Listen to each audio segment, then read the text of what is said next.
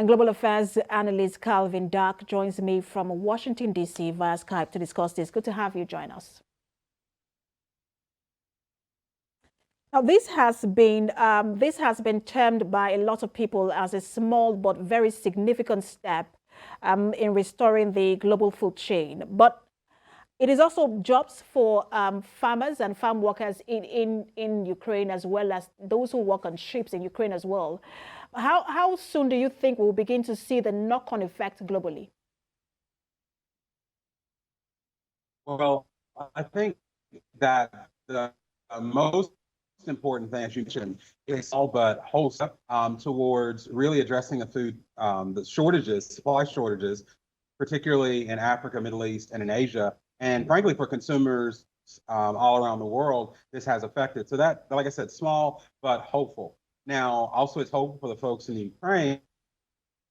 But what I want to be cautiously optimistic, because I kind of think of this shipment as symbolic, kind of like a test to see if this works, to see if Russia can be trusted. Because as we know, after this agreement was signed, which I think that was a sign from Russia to say that the conflict isn't over. So like I said, it's hopeful, but we have to see if this works. Let's talk about the fragility of this deal. There was a term, you understand how temporary ceasefires work. It just takes one person to break them. But it was signed on a Friday, and just a day after, Russia attacked the port of ODESA. Are you worried about the fragility of this deal? Yes, I'm worried because, as you mentioned, the actions of Russia right after it was signed, Russia has proven that it's not a trustworthy stakeholder in this. So, like I said, we have to watch. But I do think one of the things that may make it a little bit more credible or strong, this agreement, is that Russia gets something out of this too. They're also, major fertilizer and wheat producer, and they have not been able to export as they needed because of the sanctions. So while we still have to be cautious, Russia does have an interest in this, which will give them incentive to follow through with their commitments in the agreement.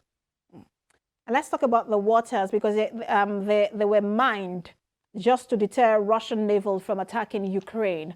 They're concerned. I know that a safe corridor has now been created, but there are concerns about the safety of the ships. Do you share that concern as well?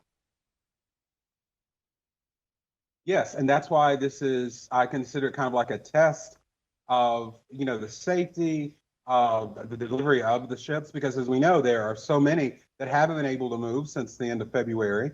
And if this ship that left today, local time in Ukraine, can get through to Lebanon safely, that means other ships will be willing, because we also have to remember too, there are people involved, and people who are not involved in the conflict, but obviously don't want to put themselves in danger with the mines and the other military dangers. So I think by tomorrow, and then of course when it finally docks in Lebanon, we'll see if this is a truly safe route for everybody. Lebanon seems to be the priority country where the first shipment is going because of the economic crisis in that country, and there are thoughts that if this aid doesn't go to Lebanon, then that country might experience more crisis. I wish we could talk more about that, but I'm told that my time is up. Thank you so much for talking to us. Global Affairs Analyst Calvin Dark.